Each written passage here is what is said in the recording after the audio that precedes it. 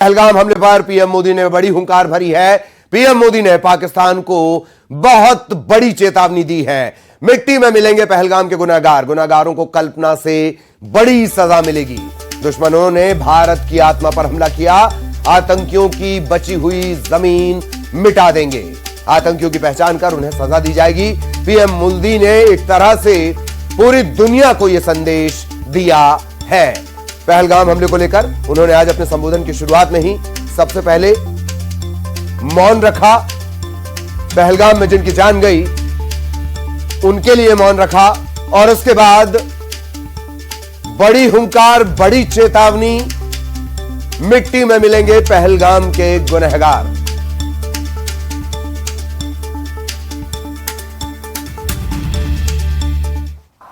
ये हमला सिर्फ निहत्थे पर्यटकों पर नहीं हुआ है। देश के दुश्मनों ने भारत की आत्मा पर हमला करने का दुस्साहस किया है। मैं बहुत स्पष्ट शब्दों में कहना चाहता हूं, जिन्होंने ये हमला किया है, उन आतंकियों को और इस हमले की साजिश रचने वालों को उनकी कल्पना से भी बड़ी सजा मिलेगी। सजा मिलकर के रहेगी।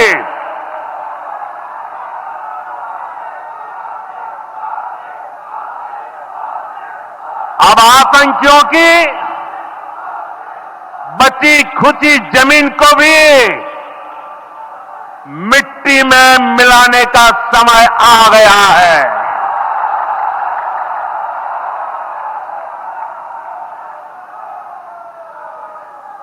एक सौ चालीस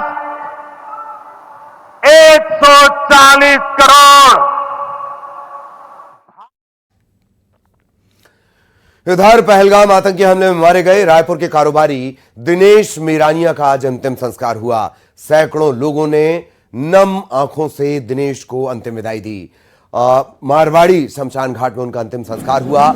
इस मौके पर मुख्यमंत्री विष्णुदेव साय भी मौजूद रहे। कई मंत्री और विधायक भी उनके साथ इस अंतिम विदाई में शामिल हुए।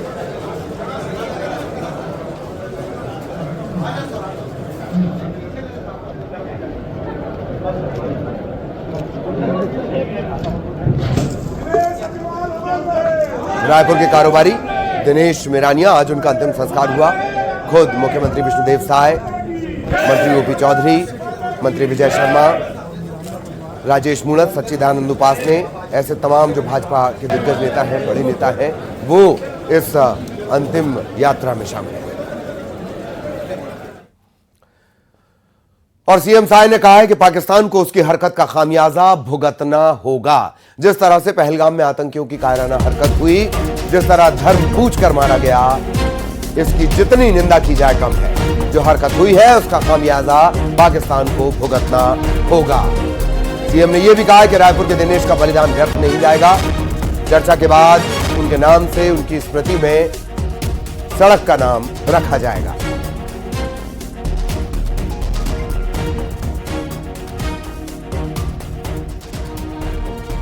हम सभी लोग यहाँ पर दिनेश जी के अंतिम क्रियाक्रम में उनको अंतिम विदाई देने के लिए एकत्र हुए हैं।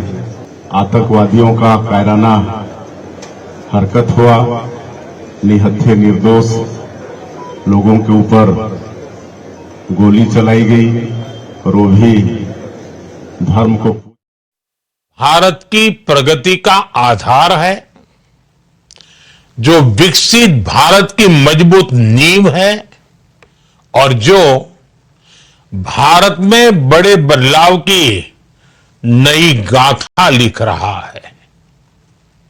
मैं आप सभी का इंडिया स्टील 2025 में अभिनंदन करता हूं।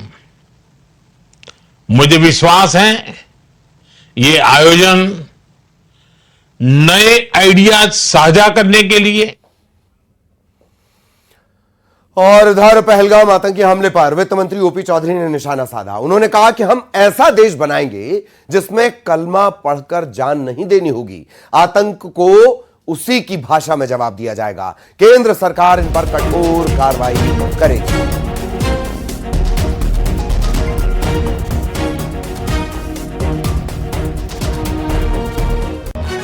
किसी के साथ नहीं है। भारतीय जनता पार्टी की स्पष्ट नीति रही है। हम सब मिलकर ऐसा देश बनाएंगे जिसमें जान बचाने के लिए किसी को अपना गलावा नहीं छुपाना पड़ेगा, किसी को अपना रुद्राक्ष माला नहीं छुपाना पड़ेगा और जान बचाने के लिए भारतीय जनता पार्टी जिंदाबाद जिंदाबाद, किसी को भारतीय जनता पार्टी जिंदाबाद किसी को अपना जान बचाने के लिए कलमा। और आतंकी हमले में मारे गए रायपुर के कारोबारी को श्रद्धांजलि देने के लिए डिप्टी सीएम विजय शर्मा से लेकर केंद्रीय राज्य मंत्री तोखन साहू और बीजेपी के प्रदेश अध्यक्ष किरण सिंहदेव भी पहुंचे। इस दौरान सभी ने एक सुर में कहा कि आतंक को कड़ा जवाब दिया जाएगा। कलमा पढ़ा करके गोली मारी गई, इससे विभत्स और कुछ नहीं हो सकता। दिनेश जी का रक्त गिरा है कश्मीर की भूमि पर और इसने समूचे भारत के कश्मीर के प्रति स्नेह को, दृढ़ विश्वास को, हमारे अधिकार को और मजबूत किया है। प्रेरणा के स्वरूप मैं सबको और पूरे परिवार को हृदय से ये प्रार्थना करता हूं कि ईश्वर संबल प्रदान करें। हम सबने अपना मित्र खोया, अपना भाई खोया है, सबने कुछ न कुछ खोया है। इस कमी को हम कभी पूरा नहीं कर सकते। जो बलिदान हमारे दिनेश भाई ने दिया है वो कभी खाली नहीं जाएगा। एक एक आतंकवादी की कब्र खोदी जाएगी। सबके मन में गुस्सा है, सबके मन में पीड़ा है। मैं ईश्वर से प्रार्थना करता हूं कि दिनेश जी को भगवान अपने चरणों पर स्थान दे, दुख के इस घड़ी को भगवान सहने की क्षमता दे। मैं पूरे अपने उनके परिवार को, दिनेश जी को, वो परिवार को और दिनेश जी को स्वयं बहुत अपनी श्रद्धांजलि अर्पित करता हूं। पूरा छत्तीसगढ़ द्रवित है और इस तरह की घटना तो निश्चित रूप से यह देश और देश के वास्ते हमारे और बिल्कुल भी बर्दाश्त नहीं करेंगे। और इधर जम्मू कश्मीर में फंसे छत्तीसगढ़ के पर्यटकों को लेकर डिप्टी सीएम विजय शर्मा का बयान सामने आया। राज्य के गृह मंत्री और डिप्टी सीएम विजय शर्मा ने कहा कि सभी पर्यटकों से बातचीत चल रही है, उनकी वापसी की व्यवस्थाएं की जा रही हैं। कुछ लोग दिल्ली में रुकना चाह रहे हैं, कुछ जल्द वापस आना चाह रहे हैं। उनके लिए विमान की टिकट की प्रक्रिया चल रही है और सही सलामत जल्द उन्हें वापस लाया जाएगा।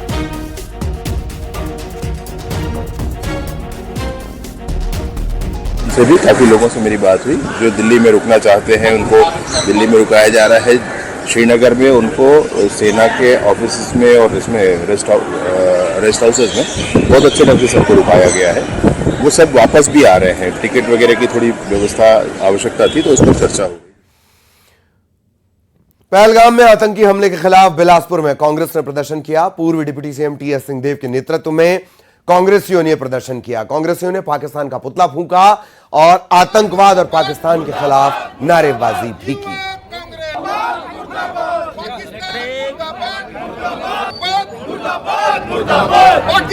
देश और देश में अस्थिरता का वातावरण पैदा करने के लिए, आपसी भाईचारे को तोड़ने के लिए एक कुत्सित प्रयास किया गया है। लेकिन इस मौके पर पूरा देश, हम सब, चाहे किसी भी प्रदेश के रहने वाले हों, किसी भी समाज का प्रतिनिधित्व करते हों, किसी भी राजनीतिक दल के सदस्य हों, पूरा देश सेना और सरकार के साथ एक मत खड़ा है। कड़ी से कड़ी कार्रवाई हो, बड़े से बड़ा जवाब दिया जाए। इधर चिरमिरी के 11 लोग जम्मू कश्मीर में आतंकी हमले में फंसे हुए हैं। ये लोग आज शाम 5 बजे श्रीनगर से दिल्ली के लिए रवाना होंगे और उसके बाद कल सुबह दिल्ली से रायपुर पहुंचेंगे। रायपुर से फिर ये चिरमिरी की तरफ रवाना होंगे।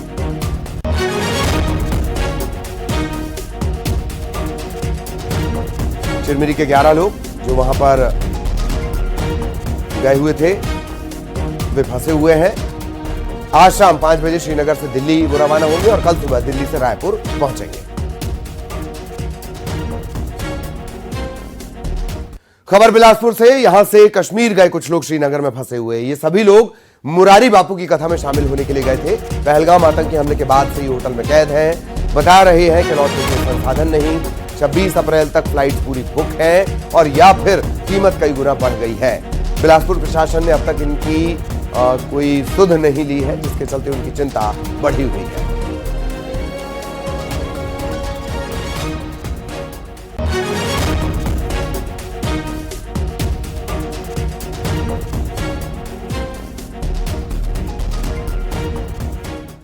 खबर बीजापुर से।